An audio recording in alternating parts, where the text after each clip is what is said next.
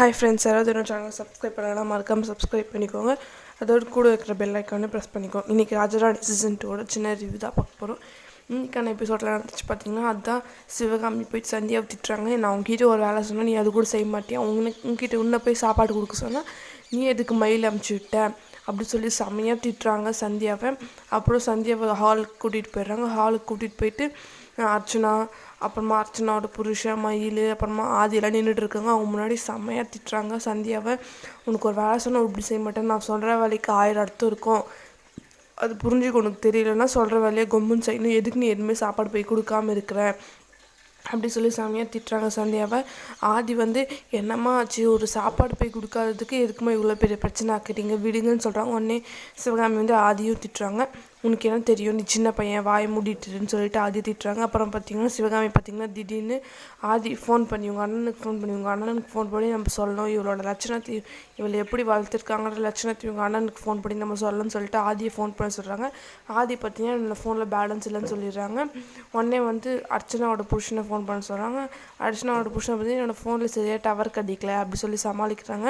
உடனே அர்ச்சனா பார்த்திங்கன்னா பக்கத்துலேருந்து ஃபோன் வாங்கிட்டு போய் சொல்கிறாரு அத்தைன்னு சொல்லிட்டு அர்ச்சனா ஃபோன் பண்ணி சிவகாமி கிட்டே கொடுத்துறாங்க. உடனே சந்தியா பார்த்திங்கன்னா அத்தை அப்படி சொல்லிட்டு சிவகாமி சொல்கிறாங்க. அம்மா பார்த்திங்கன்னா சாப்பாடு பையை வாங்கிட்டு சந்தியா ஒரு மாதிரி சோகமாக போடுறாங்க. உடனே சிவகாமி பார்த்திங்கன்னா அர்ச்சனா கிட்டே இவளை நம்ப முடியாது, இவளை அப்படி பாதி வேலை திரும்பி கூட வந்துடுவான், நானும் இவ கூட போகிறேன்னு சொல்லிட்டு சிவகாமியும் சந்தியா கூட போகிறாங்க.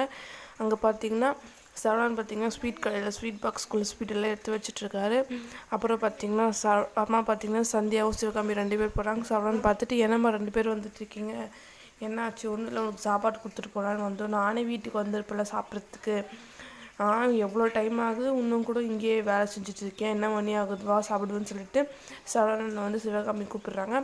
அப்புறம் சரவணன் சாப்பிட்றதுக்கு உட்காடுறாங்க. அடுத்தது பார்த்திங்கன்னா சந்தியாவை சாப்பாடு போட சொல்லி சிவகாமி சொல்கிறாங்க. சந்தியா பார்த்திங்கன்னா பிளேட்டில் சாதம் சாம்பார் எல்லாத்தையும் எடுத்து வைக்கிறாங்க. அப்புறம் பார்த்திங்கன்னா திடீர்னு கரண்ட் ஆஃப் ஆயிடுது.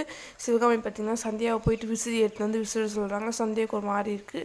சந்தியாவும் விசிறி எடுத்துன்னு விசிறாங்க. சரவணன் அதெல்லாம் வேணாம் பரவாயில்லன்னு சொல்கிறாங்க.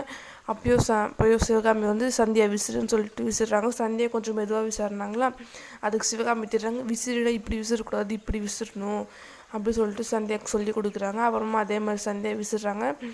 சிவகாமி சரவணன்கிட்ட காற்று வருதா வரலையா அப்படி சொல்லி கேட்குறாங்க. வருதுன்னு சொல்லிட்டு சரவணன் சொல்கிறாரு. அப்புறம் பார்த்திங்கன்னா எங்கே போய் டெலிவரி பண்ணணும் இன்றைக்கின்னு சொல்லிட்டு சிவகாமி சந்தியா கிட்டே கேட்குறதுக்கு சிவகாமி சரவணன்கிட்ட கேட்டதுக்கு கடலூருக்கு போய் டெலிவரி பண்ணணுமா அப்படின்னு சொல்கிறாங்க. அவ்வளோ தூரமா, சரி இன்றைக்கி சக்கரை கடையிலே இருக்கட்டும், நீ சந்தியாவை கூட்டிகிட்டு போ டெலிவரி பண்ணுறதுக்கு சொல்கிறாங்க. உடனே சரவணனுக்கு ஷாக் ஆகிடுது. சந்தியா எதுக்குமா வேணாம், இங்கே இருக்கட்டும், நானும் சக்கரையாக போயிட்டு வரேன்னு சொல்கிறாங்க.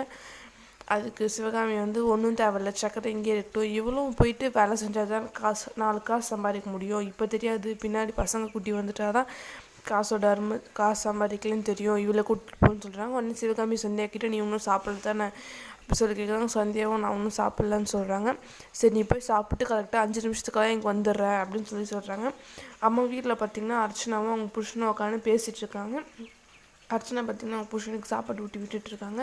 2 பேரும் பேசிகிட்ருக்காங்க. இன்றைக்கி சந்தியா செம்மையாக திட்டு வாங்கினால, செம்மையாக இருந்துச்சு, சூப்பராக இருந்துச்சு, இன்றைக்கி அத்தை அப்படியே ஒரு மாதிரி காமிச்சிட்டாங்க. சந்தியாவுக்கு இன்றைக்கி தெரிஞ்சிட்ருக்கோம் நம்ம ஒன்றும் ஸ்பெஷல் இல்லை, நம்மளும் எல்லோரும் மாதிரி தான், இனிமேல் சும்மா இந்த விஷயத்துக்கே அத்தை எப்படி திட்டுறாங்களே, இனிமேல் எல்லா விஷயத்துக்கும் திட்டுவாங்கன்னு சொல்லிட்டு சந்தியாவுக்கு நல்லா தெரிஞ்சிருக்கும் இன்றைக்கி அப்படி சொல்லிட்டு அர்ச்சனா ஒரே சந்தோஷமாக இருக்காங்க. அப்புறம் பார்த்திங்கன்னா சந்தியா வீட்டுக்குள்ளே வராது அர்ச்சனா பார்த்துடுறாங்க. பார்த்துட்டு அர்ச்சனா சந்தியா கிட்ட பேச்சு கொடுக்குறாங்க. 2 பேரும் தானே போனீங்க, எங்கே அத்தை ஆளக்கணும், அத்தை அங்கேயே இருக்காங்களா, இல்லை என்னை சாப்பிட்டு வர சொன்னாங்க, டெலிவரிக்கு போகணுமா சரவணன் கூட அப்படி சொல்லிட்டு சந்தியா சொல்கிறாங்க. அப்படி அதே மாதிரி அர்ச்சனா ஏதோ ஒரு பிளான் போட்டுடுறாங்க. சந்தியா சாப்பிட போகிறப்ப அர்ச்சனா ஏதோ ஒரு பிளான் போட்டுறாங்க. நான் நினைக்கிறேன் அர்ச்சனா சந்தியாவை டெலிவரிக்கு போக விடாமல் சிவகாமி கிட்ட திருப்பி திட்டு வாங்க வைக்க போகிறதான்னு நினைக்கிறேன் நான். இனிமேல் வர ட்விஸ்ட் அண்ட் எபிசோடை பார்க்குறதுக்கு என்னோடய சேனலை மறக்காமல் சப்ஸ்கிரைப் பண்ணிக்கோங்க. கூட இருக்கிற பெல் ஐக்கானையும் ப்ரெஸ் பண்ணிக்கோங்க. இதோட